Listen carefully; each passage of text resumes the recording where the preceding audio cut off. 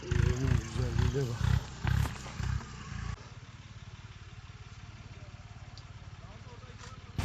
Arkadaşlar kolay gelsin. Bereketli olsun. Dünya kayısı başkenti Malatya'dan herkese hayırlı çalışmalar, hayırlı günler diliyoruz. Şu anda Malatya'nın Battalgazi ilçemizde hasat dönemimiz başladı. Burada civar illerden bize yardımcı olmak amacıyla şu anda Malatya'da yaklaşık 40.000 tane arkadaşımızı misafir ediyoruz. Hep beraber hasat dönemine başladık. Tabii özellikle bugün dünyanın 115 ülkesine kuru kayısı ihracatı gerçekleştiren ve yılda 100.000 ton kuru kayısı ihracatı yapan Malatya, şimdi hasat dönemi başladıktan hemen sonra da yaş kayısı ihracatına başlıyor. Tabii özellikle gerek Orta Doğu ülkelerine, gerek Uzak Doğu ülkelerine, gerekse dünyanın, Avrupa'nın özellikle değişik ülkelerine şu anda yaş kayısı ihracatımız başlamış durumda. Tabii rakımı şu anda yaklaşık 700 olan bölgede hasat yapıyoruz. Yaklaşık 1600-1700 rakıma kadar da 45 gün boyunca hasat dönemimiz devam edecek. Hasat dönemi devam ettiği sürece de Malatya'dan dünyanın dört bir yanına yaş kayısı ihracatımız devam edecek. Tabii yaş kayısı ihracatıyla beraber bir taraftan yaş kayısı ihracatı yaparken bir taraftan da hasat ettiğimiz ürünleri kısmen kükürtleyerek, kısmen de gün kurusu ve kısmen de organik üretim gerçekleştirerek yine Ağustos'un 1'i itibariyle de kuru kayısıda da sezonu başlatmış olacağız. Bu yıl gerçekten çok önemli ihracatta hem ülkemiz açısından hem Malatya açısından çok önemli bir yıl oldu. Hem ihracat rakamlarımızı arttırırken bir taraftan da ihracat gelirlerimizi gerçekten arttırmış olduk. Bu Malatya artık hem bölge ekonomisi açısından hem ülke ekonomisi açısından gerçekten tarımda önemli bir şehir oldu. Kayısıda çok önemli, çıtayı her yıl yükselterek de hem ülke ekonomisine hem de Malatya ekonomisine ciddi anlamda döviz getiren bir il oldu. Tabii 2020 yılında özellikle kayısıyla ilgili yapılan yatırımlar yüz güldürüyor. Bir taraftan kuru kayısı lisanslı depoculuk hayata geçirilirken bir taraftan da Toprak Mahsulleri Ofisi'nin ürüne müdahale alımları yapma kararıyla da aslında çok önemli bir noktaya geldik. Tabii özellikle Sayın Cumhurbaşkanımıza kayısıyla ilgili yapmış olduğu açıklamalar, destekler ve kararlardan dolayı bu yatırımların da hayata geçirilmesi konusunda verdiği destekten dolayı da bütün üreticilerimiz adına sonsuz teşekkürler ediyoruz. Ürün bu yıl gerçekten çok kaliteli. Kaliteli bir üretim gerçekleşecek. Kısmen rekoltemizde son 3 yıldır ciddi anlamda iklimsel değişikliklerden kaynaklanan bir gerileme söz konusu. Ama bu yıl gene umut ediyoruz ki ihracatımızı karşılayacak kadar bir ürün toplamayı aslında hedefliyoruz. Tabii bir taraftan da yaş kayısı ihracatını da kuru kayısıyla paralel olarak arttırarak da devam ettirmeyi şu anda planlıyoruz. 1 Ağustos itibariyle bugüne kadar yaklaşık 84.000 ton kuru kayısı ihracatı gerçekleştirdik. Tabii geçen yılın ihracat rakamları ve gelirlerini karşılaştırdığımız zaman şu anda 2020 yılının ihracat rakamları ve gelirlerinin önünde gidiyoruz. Özellikle şu anda yaklaşık 30 milyon dolar 2020 yılına göre ihracatta ciddi anlamda bir gelir elde etmişiz. Tabii bu yıl özellikle 2021-2022 yılı içerisinde de 100.000 ton kayısı ihracatıyla beraber 500 milyon dolar gelir hedefinden vazgeçmiş değiliz.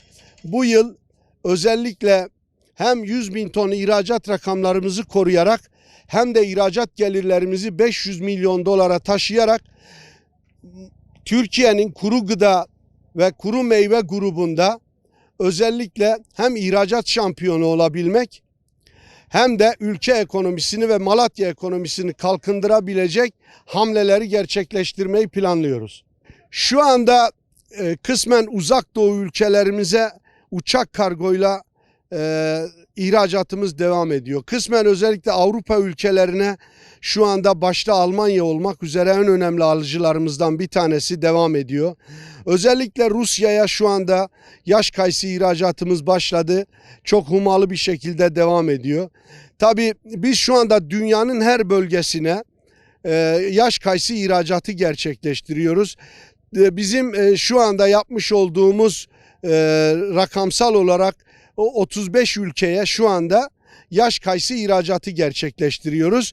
Tabii ihracat devam ettikçe de ülke sayısı da artıyor. Ama en önemli alıcımız şu anda Avrupa ve Avrupa'da en önemli alıcımız şu anda Almanya. İnşallah bu yılda özellikle yaş kayısıda 20 bin ton ihracat gerçekleştirmeyi planlıyoruz. Bu 20 bin ton ihracatla beraber de geçen yıl ihracat ortalamalarımızın en az 1 dolar üzerinde bir gelir hedefliyoruz. Ben her fırsatta ifade ettiğim gibi buradan gene tekrar bütün izleyicilerimize ve tüketicilerimize şunu ifade ediyorum. Sağlığınız ve sağlıklı beslenmeniz için mutlaka her gün 5 adet kayısı tüketin.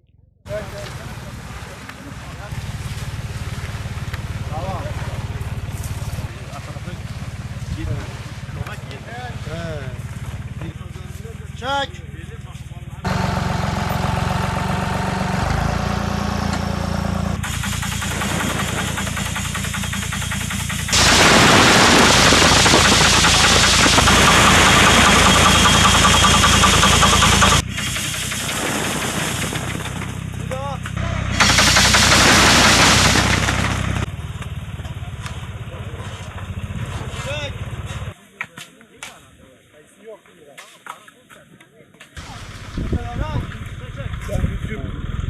Bir ayarı gel. Ben çok sirkeledim. Bak 50, 40-50 yaşında.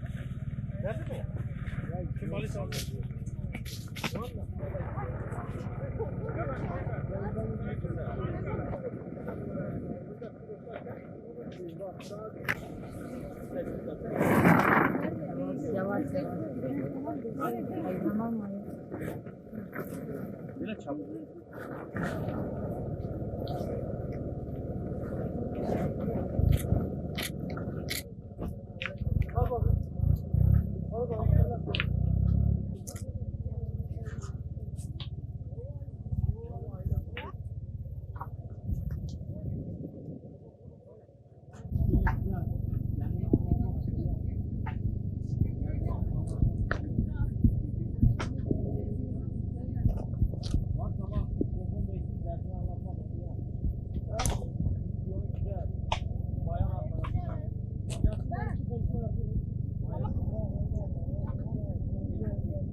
...2021 kayısı sezonumuz başladı. Allah'a şükür bu sene bereketli.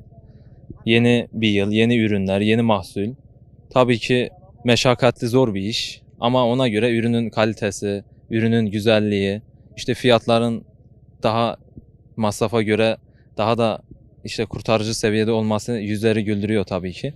Bu sene çok şükür ürün tabii geçen seneye göre daha verimli, daha randımanlı. Kayısı şu an ağaçta gördüğünüz üzere sirkelenip, toplanıp, kasalara koyup, götürüp evde serilip güneş huzurunda 3 gün bekletilecek. Şu an mahsul zamanı. Güneş huzurunda kaldırıldıktan sonra patik dediğimiz çekirdeğini çıkarma süreci olacak. O süreçten sonra yeniden kuruması için güneşe serilip yeniden kaldırılıp mahsule hazır hale gelecek. Yemeğe hazır hale gelecek. Şu an bizim bahçemizde 300'e yakın kayısı ağacımız var. Şimdi bu ağaçlarda olan bu altınlarımızı sirkeleyerek kasalara koyup arabalarımıza yükleyip evde serip güneşin altında 3 gün 4 gün güneşin etkisine bağlı güneşin altına sereceğiz bu ürünümüzü. Biraz daha seyrek olduğu için ürün kaliteli oluyor. Çok şükür ki yani bir emek bu sonuçta. Herkes buna emek veriyor. Tabii masrafı da çok ama fiyatların da yüksek olması yüzleri güldürüyor. Yani çok şükür ki sağ olsun Ticaret Borsamız Ramazan Başkanımız Kayısı'yı gereğinden fazla tanıtıyor. Dışarıya gitmesini sağlıyor. Sizin aracılığınızla işte buralara getirip altınımızı daha da değerlendiriyor.